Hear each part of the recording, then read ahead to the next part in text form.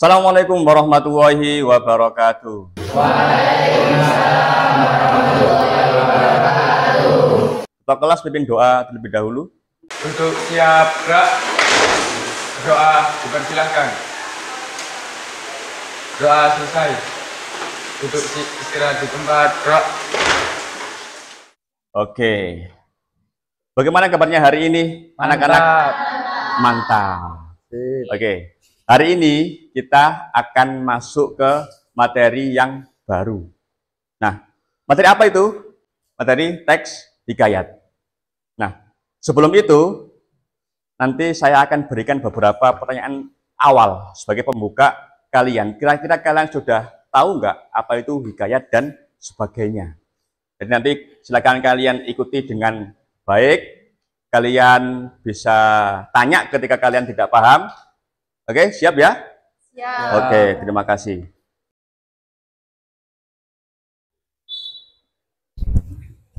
Nah, coba dilihat dulu, di situ ada dua pertanyaan. Ini nggak perlu ditulis di buku, tapi kalian cukup jawab di sini saja. Nah, apakah di daerah kalian terdapat kisah lama yang disampaikan secara turun-temurun?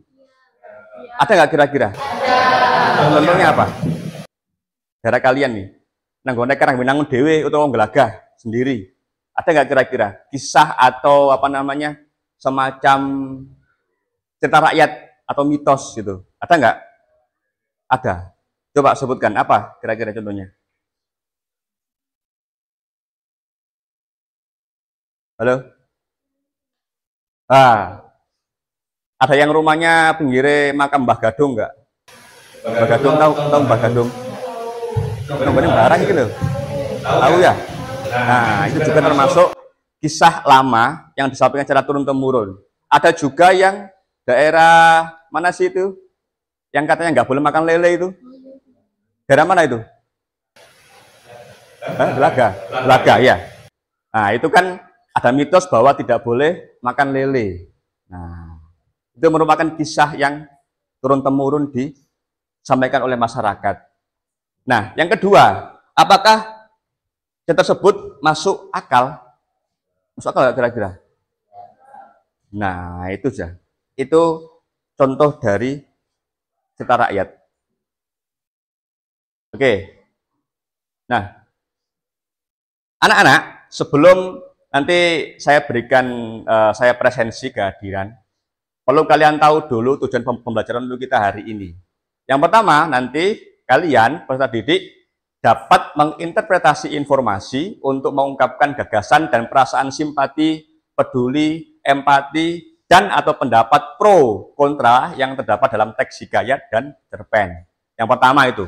Yang kedua, kalian nanti bisa mengevaluasi informasi berupa gagasan, pikiran, pandangan, arahan, atau pesan dalam teks hikayat dan cerpen dari teks visual dan audio visual untuk menemukan makna yang tersurat dan tersirat. Jadi nanti kita akan sampaikan dulu teks hikayat, baru nanti pertemuan berikutnya kita sambung ke cerpen. Seperti itu kira-kira. Nah, sebelum saya lanjut, saya absen dulu ya, biar saya tahu siapa yang masuk, siapa yang nggak masuk.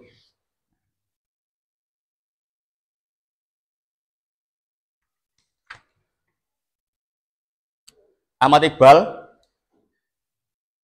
Aisyah Salisa, Alif Bakhtiar, Anggraini, Aurel, Bayu Segara, Danang, Davin, gak ada, Alfa,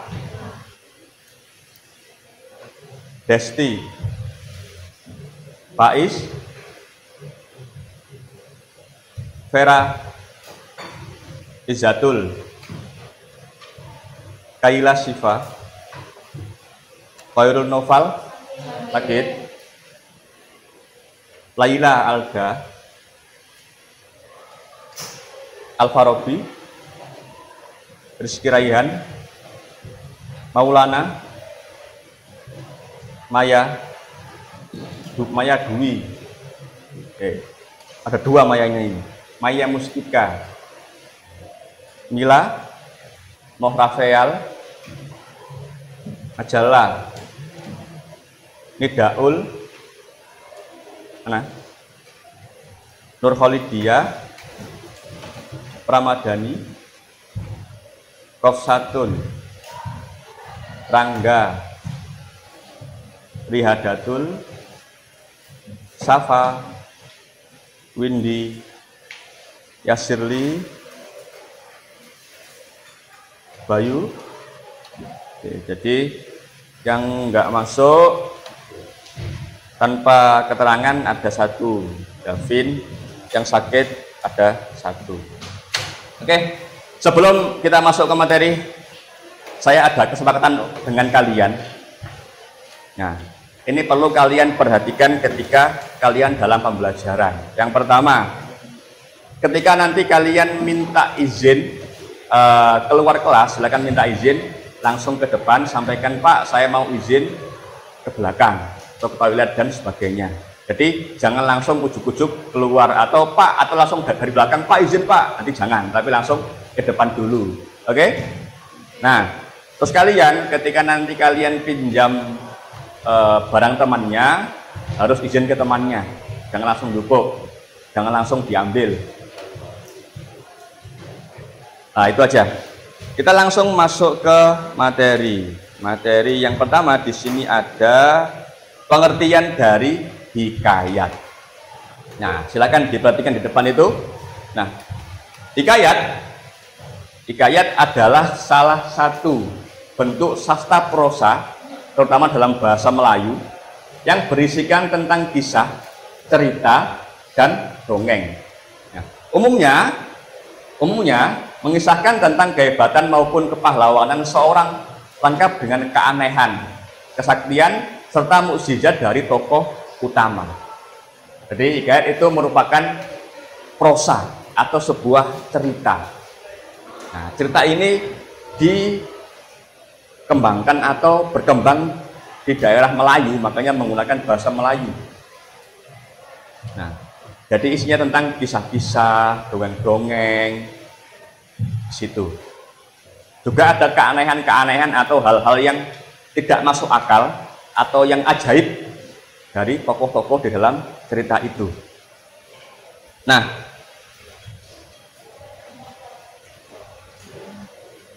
berikutnya merupakan karakteristik dari hikayat, ataupun ini adalah ciri-ciri. Jadi ada ciri-cirinya. Jadi ini yang membedakan antara hikayat dengan yang lainnya. Satu, anonim. Apa ini anonim? Nah, pengarangnya tidak dikenal. Jadi kalau misalnya puisi, novel, roman itu kan ada penciptanya atau ada yang menciptakan, diketahui namanya. Oh, si A yang membuat novel, oh si A yang buat cerpen. Tapi kalau hikayat itu biasanya dia anonim atau tidak diketahui siapa yang menciptakan atau siapa yang menulis. Dia anonim. Yang kedua, istana sentris. Nah, ini menceritakan tokoh yang berkaitan dengan kehidupan di sekitar istana. Jadi hikayat itu nggak jauh-jauh dari istana. Kalau nggak tentang rajanya, tentang keluarga raja atau rakyat di sekitar kerajaan, pasti di sekitar situ, nggak jauh-jauh dari istana. Kemudian yang kedua adalah kemustahilan. Nah, kemustahilan tidak logis atau tidak bisa kita nalar. Kok iso morong-morong ini? Atau kok bisa tiba-tiba si tokoh ini bisa terbang? Atau tokoh ini kok bisa tiba-tiba menghilang? Nah, itu kan hal yang mustahil, yang nggak mungkin terjadi di dunia nyata. Ada yang bisa terbang nggak? Nggak ada ya? Siapa tahu ada yang bisa terbang. Nah, kemudian yang berikutnya adalah kesaktian. Nah, itu gandengannya dengan kemustahilan.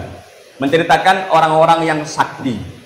Kayak tadi bisa terbang, kemudian misalnya bisa nempel di dinding, atau bisa mengeluarkan jurus-jurus yang nggak mungkin kita lihat di dunia nyata. Itu.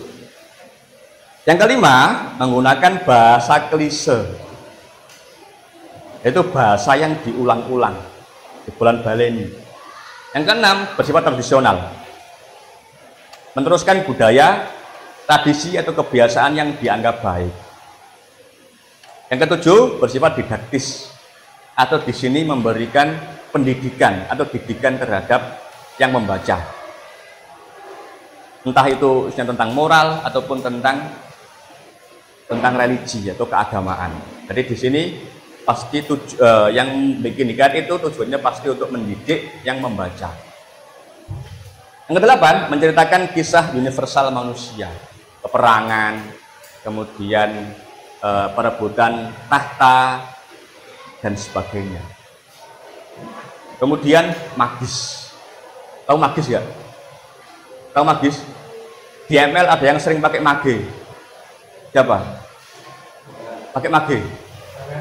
Nah, jadi ada magisnya. Ada magisnya, seolah-olah ini ajaib, seolah-olah ini magic, keajaiban. Atau kalau kita bawa ke dunia nyata itu tidak mungkin. Jadi magis semuanya, ajaib. Kok bisa ya ada orang bisa terbang? Kok bisa ya ada orang bisanya punya tongkat, kemudian tongkat itu bisa mengubah orang menjadi kodok misalnya.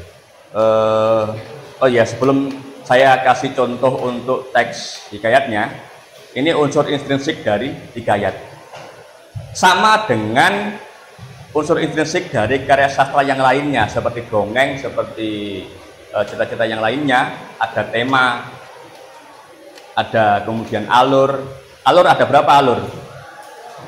Ada salah satu alur maju, kemudian mundur. Yang keempat campuran. Kalau campuran itu apa campuran? Berarti bisa maju, bisa mundur. Maju kena, mundur kena. Kemudian ada setting atau latar. Setting ada apa? Ada berapa? Setting, latar, waktu. Kedua latar tempat. Yang ketiga latar suasana. Jadi ada 3 latar. Yang berikutnya ada tokoh. Ini bacanya tokoh loh ya, bukan tokoh, tapi tokoh. Tokoh dan penokohan. Tokoh ini siapa? Yang memerankan atau pemerannya. Kalau penokohan berarti atau cara penulis menyampaikan karakteristik dari si tokoh. Ada berapa wataknya? 1. Dimulai dulu dari protagonis. Protagonis, antagonis, dan pritagonis. Nah, yang berikutnya ada sudut pandang atau dalam bahasa Inggris disebut dengan point of view. Kalian tahu nggak video-video di TikTok kemudian ada judulnya POV. Nah, POV itu ini artinya sudut pandang, point of view. Ada berapa? Pernah diajari nggak? Pernah ya? Orang pertama dan orang ketiga. Ada nggak orang kedua? Nggak ada. Nah, orang pertama biasanya menggunakan kata apa? Kata ganti apa ini? Saya atau aku. Kalau orang ketiga berarti bukan selingkuhan loh ya. Orang ketiga bukan selingkuhan, tapi biasanya menggunakan kata ganti dia, ia, kemudian juga nama orang itu menggunakan orang ketiga. Berikutnya ada amanat. Amanat adalah pesan atau nasihat-nasihat yang ingin diberikan oleh penulis. Yang berikutnya ada gaya bahasa atau majas. Ini semua pernah kita pelajari di SMP. Kalau kalian masih ingat, ada materi dongeng. Masih ingat ya? Masih. Berikutnya ada nilai-nilai dalam hikayat.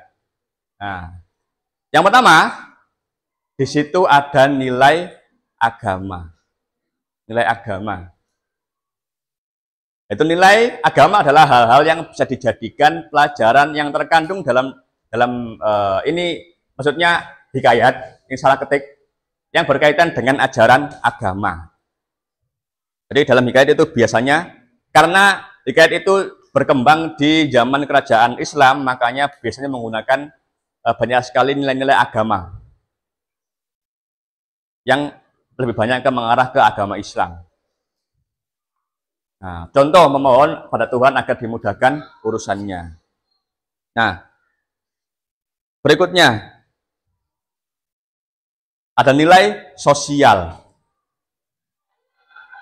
yaitu nilai yang bisa dipetik dari interaksi-interaksi tokoh yang ada di dalam hikayat dengan tokoh lainnya, lingkungan dan masyarakat sekitar tokoh. Nilai sosial. Berikutnya, nilai moral, yaitu adalah nilai-nilai yang terkandung di dalam cerita dan berkaitan dengan akhlak atau dengan perilaku-perilaku di masyarakat. Nilai moral ini bisa jadi salah satu nilai yang baik maupun nilai yang buruk. Jadi kita bisa ambil nilai dari hikayat itu baik dan buruknya. Oh, ini yang perlu dicontoh. Oh, ini yang jangan dicontoh. Jadi di situ bisa kita ambil nilainya. Contoh, tidak mau bekerja keras untuk mendapatkan sesuatu. Nah, ini kira-kira nilai moral baik atau buruk? Buruk.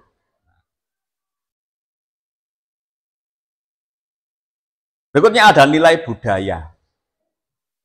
Adalah nilai-nilai yang berkenaan dengan nilai-nilai kebiasaan, adat istiadat yang berlaku. Contoh, raja ditunjuk berdasarkan keturunannya. Ini merupakan budaya atau kebiasaan di istana atau di kerajaan. Jadi biasanya raja itu ditunjuk ketika atau raja itu sudah nggak bisa menjabat, meninggal misalnya, atau sakit yang sudah nggak bisa dia mimpin sebuah kerajaan, maka pasti akan diganti oleh keturunannya, anaknya biasanya. Itu kalau di kerajaan. Jadi kalau dalam kerajaan itu nggak bisa kita adakan pemilihan raja gitu, nggak bisa. Tapi biasanya menggunakan keturunannya. Berikutnya ada nilai edukasi, yaitu nilai-nilai yang berkenaan dengan pendidikan, ilmu pengetahuan yang berlaku. Contoh, kewajiban belajar ilmu agama sejak usia kecil. Yang 5 orang. Silakan kalian berkumpul dengan kelompoknya masing-masing. Silakan bisa memutar, bisa diatur mejanya senyaman mungkin kalian. Silakan. Ini merupakan lembar yang nanti harus kalian isi bersama kelompoknya masing-masing. Di situ ada nama itu nanti kalian isi nama dari kalian semua, setiap orang di kelompok. Jadi kalau ada 6 orang ya ditulis semua 6 orang. Kalau ada 5 orang yang ditulis 5 orang semuanya. Jangan lupa kelas, nilai jangan diisi. Itu saya yang isi ya.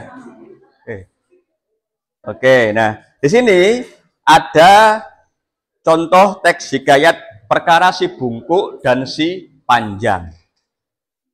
Nah, ini nanti kalian isi ya, kalian baca dahulu hikayatnya. Hikayatnya ini enggak banyak kok, paling cuma 2 lembar. Hikayatnya kalian baca semuanya. Setelah itu di sini ada 3 tabel yang perlu kalian isi. Yang pertama, nanti kalian perlu analisis unsur intrinsik dari teks hikayat di atas. Jadi kalian nanti cari temanya, kemudian alurnya, kemudian setelah itu ada setting, kemudian tokoh dan wataknya, sudut pandang, amanat, dan gaya bahasa atau majasnya. Itu yang pertama. Yang kedua, di situ kalian bisa cari kosakata arkais. Apa Pak arkais itu Pak? Nah, kata arkais itu merupakan kata-kata yang sulit kita pahami, atau kata atau kosakata yang sudah jarang digunakan di zaman sekarang. Nah, itu nanti kalian data, kalian cari di teks itu, setelah itu nanti kalian tulis di situ dan cari maknanya di internet. Di internet bisa, juga kalian bisa cari makna di KBBI. Nah, silakan nanti kalian di data di situ. Berapa Pak minimal Pak? Minimalnya terserah, maksimal juga terserah. Kalau ini nggak muat, bisa kalian tambahin sendiri. Yang ketiga, kemudian nanti kalian analisis nilai-nilai yang terkandung di dalam hikayat di atas. Ada nilai agama, nilai sosial, nilai moral, nilai budaya, dan nilai edukasi. Silakan bisa kalian mulai baca dulu, diskusikan dengan kelompok kalian, setelah itu kalian bisa diisi tabel-tabelnya. Oke. Terus nanti kalau sudah selesai, nanti saya minta setiap kelompok untuk maju ke depan, presentasi hasil dari diskusinya. Paham ya? Silakan dikerjakan. Terangan dulu dari keseluruhan ini, kira-kira apa alur yang digunakan? Majukah atau mundurkah atau ada sedikit campuran kah? Tuh.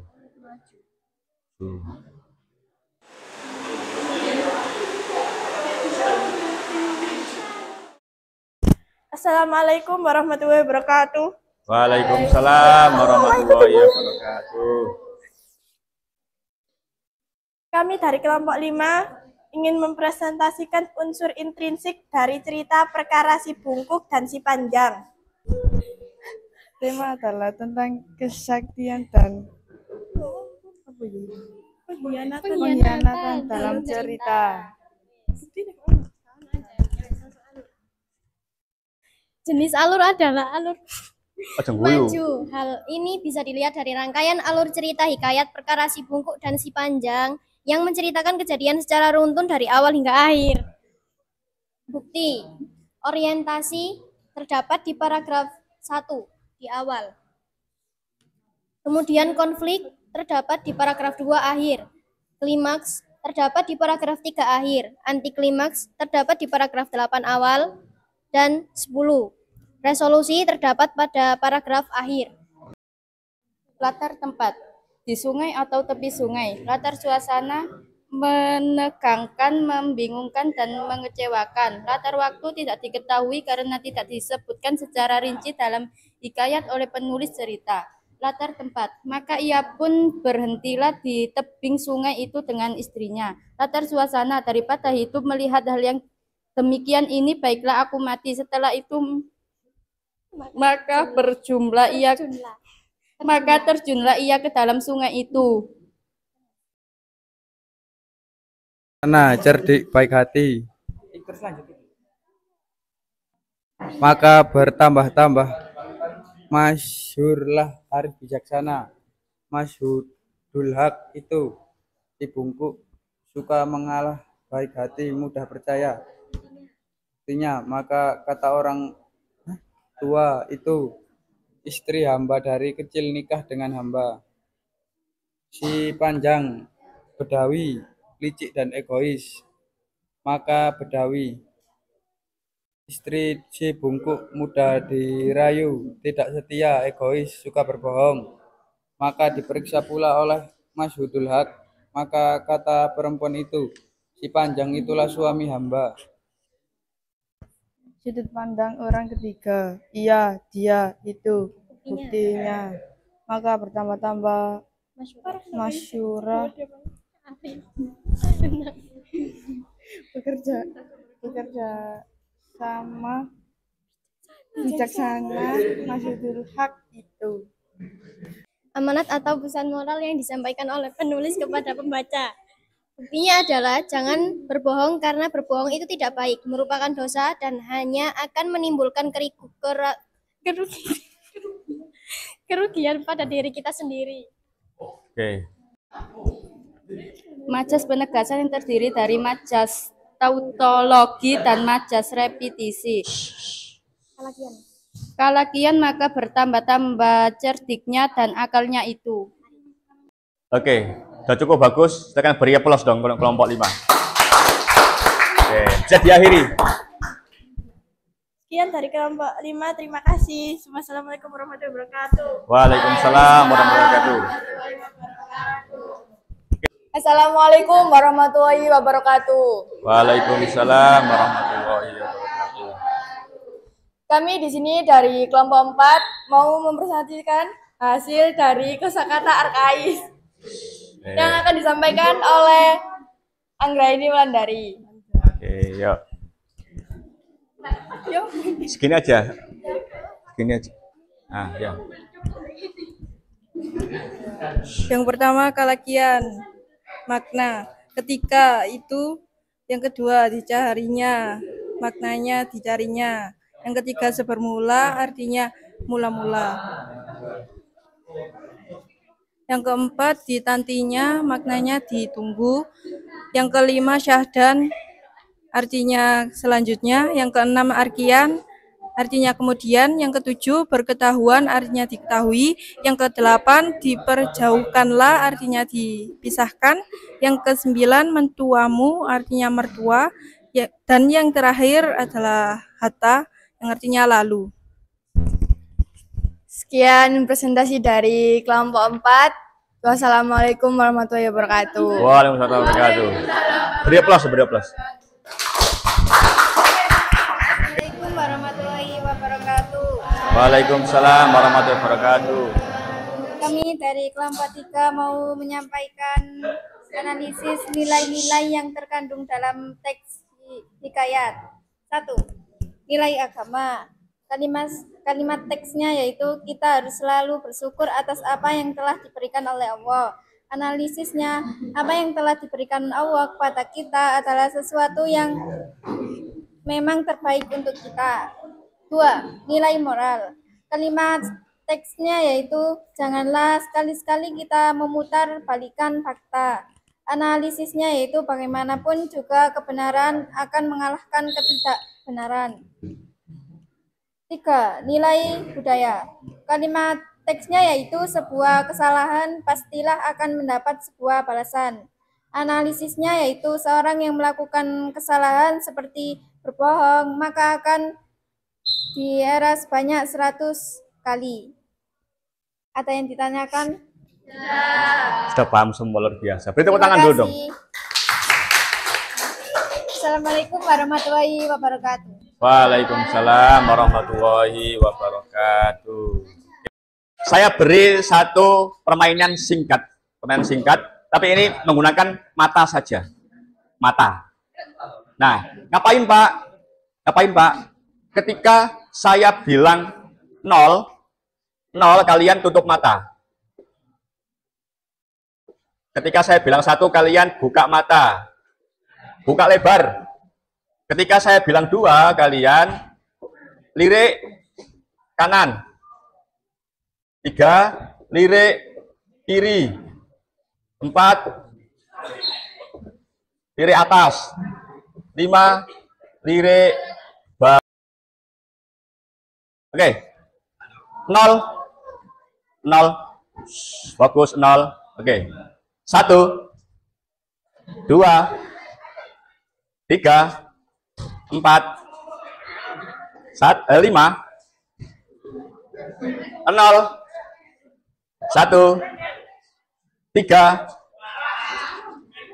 4, 2, ayo nanti aku mau 3, 1, 2, ayo 0, 1, 1, 0,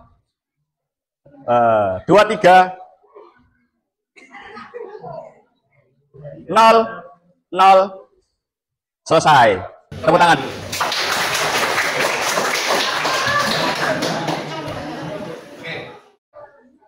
Kita simpulkan untuk pembelajaran hari ini.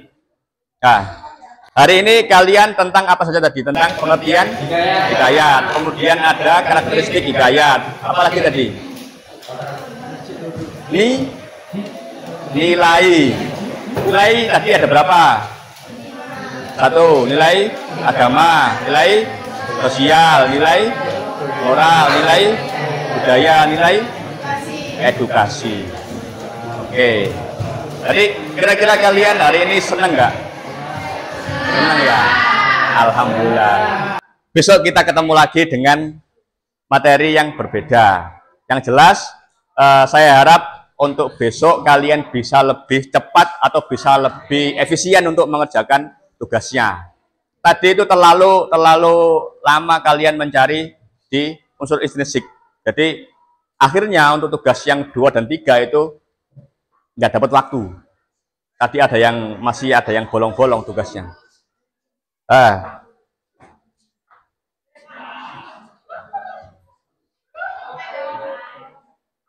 Oke, gimana siapa? Ada yang mau menyampaikan nggak? Atau yang mau misalnya memberikan kesan untuk hari ini?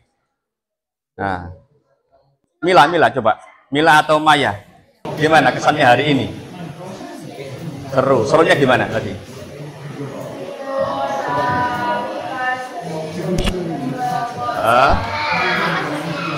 Susi. Ya, oke.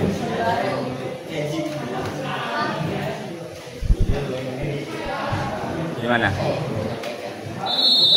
Nah, kira-kira ada yang perlu dievaluasi nggak? Pak, ini kurang seperti ini, Pak. Ada nggak kira-kira? Nggak ada ya? Sudah cukup ya? Oke, semuanya terima kasih untuk hari ini. Semoga kalian semuanya sehat.